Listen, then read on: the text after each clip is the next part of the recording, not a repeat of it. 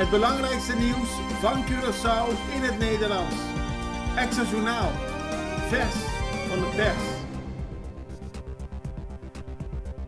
Welkom bij Extra Journaal. Fijn dat u weer kijkt. We hebben het belangrijkste nieuws voor u op een rij gezet. En we beginnen met een bericht: grote zorgen over ontwikkeling binnenstad. En dat gaat om de organisaties Stadsherstel Binnenstad, Fundación Pro Monumento, Fundación Docomomo en Consejo de Monumento Curaçao zijn organisaties die opkomen voor ons cultureel erfgoed. En die maken zich zorgen over de gevaren van bouwontwikkelingen in Willemstad. Die zouden de kwaliteit en de waarde van ons stadscentrum aantasten. Zoals bekend staat Willemstad sinds 1997 op de UNESCO Werelderfgoedlijst. En deze ongecontroleerde uitbreiding die de afgelopen jaren gaande is, bouwwerkzaamheden die helemaal niet passen binnen het historische deel van de stad, dat zou namelijk een risico teweeg brengen en kan uiteindelijk ons behoud van UNESCO-status als werelderfgoed in gevaar brengen. Dat hebben de organisaties gisteren gezegd en het is nu afwachten wat onder meer de minister van Verkeer, Vervoer en Ruimtelijke Ordening hierover zegt. En in hoeverre hij rekening houdt met het belang van de UNESCO-erfgoedlijst. Ex-minister wil antwoord op vragen. Dat gaat om Kimberly Louyantai, de voormalig minister van Bestuur, Planning en Dienstverlening.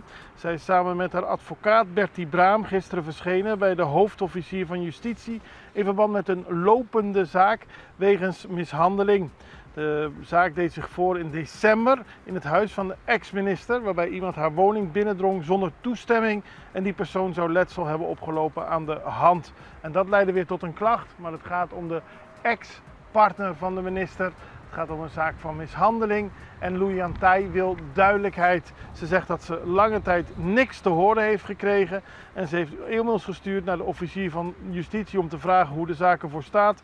Maar op heden is daar geen antwoord op gekomen.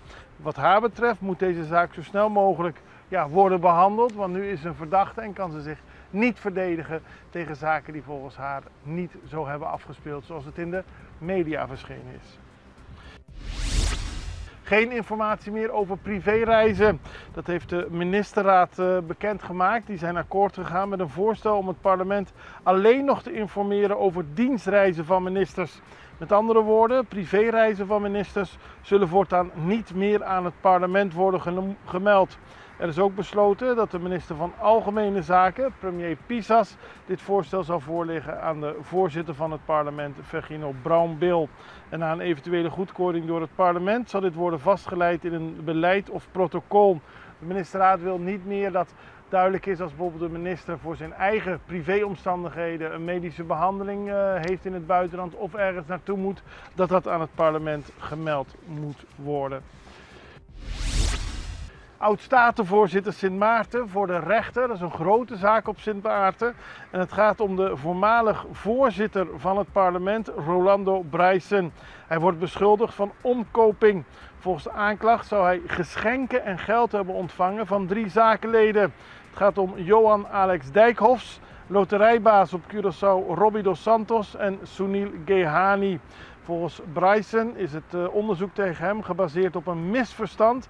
Hij heeft geschenken aangenomen volgens het Openbaar Ministerie die bepaalde initiatieven op het eiland, zoals wetswijzigingen die de financiële sector zouden beïnvloeden en een bredere acceptatie van het gebruik van cryptovaluta op Sint Maarten, zou hij door die geschenken moeten promoten.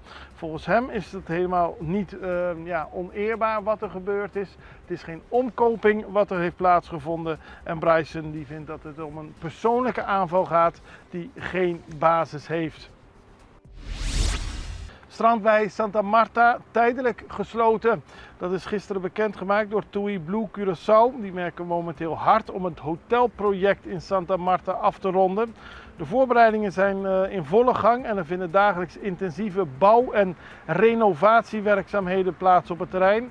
Ook op het openbare strand wordt gewerkt en dat kan onveilige situaties veroorzaken. Daarom zegt TUI dat ze genoodzaakt zijn om het strand tijdelijk voor het publiek te sluiten. Ze benadrukken dat deze maatregel strikt tijdelijk is en volledig gericht is op het garanderen van de veiligheid van de bewoners. Ze begrijpen dat het voor veel mensen teleurstellend kan zijn, vooral omdat in het paasweekend van 3 tot en met 6 april nadert en dan gaan veel mensen naar Santa Marta toe. Maar voor de veiligheid kan TUI niet anders, zo laten ze weten. Gestolen auto, helemaal geplunderd. Ja, de beelden die zijn verbazingwekkend. In het veld van Supt, de voetbalclub, moest gisteren de politie kijken. Daar troffen ze een karkas aan van een Kia Picanto. Die was volledig geschript en ook in 2 stukken lag het daar nog. U ziet dat er niks meer van over is. En het Joyride-team van de politie onderzoekt de zaak. Omdat de politie met veel gevallen van voertuigdiefstal te maken heeft, nemen ze dit heel serieus. En dan was er een verkeerscontrole bij de kerk van Santa Rosa. De politie heeft gisteren gecontroleerd en dat was gericht op het gebruik van de veiligheidsgordel en het gebruik van de telefoon tijdens het rijden. Veel mensen maken zich daar schuldig aan en de politie heeft 48 boetes uitgedeeld aan bestuurders die geen gordel droegen. En 7 boetes voor het gebruik van een telefoon achter het stuur en 15 boetes voor andere overtredingen. Ook heeft de politie 2 pick-ups en een auto in beslag genomen omdat de papieren niet in orde waren. We gaan even over naar een break. We zijn zo bij u terug. Toen ik op zoek was naar een auto, heb ik eigenlijk rondjes gereden om het eiland. Mijn vader vertelde dat ze hier hele betrouwbare Chinese auto's verkochten. Dus toen ben ik ingestapt. Er was eigenlijk al direct een klik, voelde me heel erg welkom. Geen enkele vraag was te veel. Als ik tussendoor ook even appte omdat ik vragen had, werd het direct beantwoord. Hele fijne service, heel vriendelijk. Ja, ik ben heel blij mee. En voor mij heb ik vooral gekeken naar de prijs-kwaliteitsverhouding voor een auto. En Dongfeng biedt heel veel functies voor een betaalbare prijs. En dat maakt het voor mij heel erg interessant. Daarnaast heb ik ook heel veel research gedaan online. En kwam Dongfeng er ook echt als een betrouwbare goede partij uit met goede reviews. Extra in Nederland. Van Amsterdam tot Arnhem, van Groningen tot Maastricht, Extra is erbij. Volg Extra Digitaal en blijf op de hoogte van de belangrijkste ontwikkelingen in Nederland. Extra Digitaal is te zien op verschillende platforms en kanalen zoals WhatsApp, YouTube, Facebook, Instagram en ook TikTok. Wilt u ons op de hoogte brengen van een evenement of iets doorgeven? Neem contact op via WhatsApp, e-mail, Facebook of bel gewoon 06 1364 2945. Volg of abonneer je op Extra Digitaal. Klik aan en volg ons. We beginnen op Aruba. Daar is een automobilist overleden tijdens het rijden. Dat gebeurde gistermiddag of iets voor de middag. Toen kreeg de politie een melding over een ongeval in de La Salle-straat. Er was een oudere man onwel geworden en een ongeluk veroorzaakt. Bij de politie, toen hij aankwam, reageerde de man niet meer. Daaruit bleek dat de man tijdens het rijden was overleden. En het gaat om een 74-jarige man geboren in Suriname. Het ongeval wordt niet geregistreerd als een verkeersdode. De bestuurder is overleden door een gezondheidsprobleem en niet door het verkeersongeval zelf. Maar treurig is het natuurlijk wel. We blijven nog even op Aruba, want het eiland telt af naar 18 maart. 18 maart is 40 jaar status aparte en 50 jaar van het volkslied en de vlag op Aruba. Dat wordt groots gevierd. En deze week was er een mooie start van de nationale viering. En onder luid applaus werden beelden van die 40 jaar status aparte, van 50 jaar volkslied en onze vlag, de vlag van Aruba, op het Renaissance Resort vertoond. Het zag er mooi uit, je ziet het op de beelden. En Mike Eman, de premier op Aruba, deed dat in aanwezigheid van Franklin Seute. En hij is auteur van het boek Living Rich as a Student in the Netherlands. En oprichter van het platform Living Rich as a Student. Ook om te laten zien dat Mike Eman in dit hele project, die 40 jaar status aparte, veel oog voor de jeugd van Aruba heeft. Illegale vuilstort op het veld van Supt. Er hebben mensen een illegale stortplaats gecreëerd op de parkeerplaats van het voetbalveld. Er komen zelfs dumptrucks om speciaal afval te storten. Het is verwerpelijk gedrag omdat mensen op die manier zomaar een onveilige, onhygiënische situatie creëren. En het is goed dat er aandacht aan wordt besteed en dat mensen stoppen met dit asociale gedrag. Een ander geval is dat er nog steeds lege dozen bij Coraal Tabak staan. Het is klein nieuws, maar het zorgt wel voor heel veel frustratie. Op 1 maart schreef de Extra dat verschillende bedrijven hun bedozen hadden gedumpt.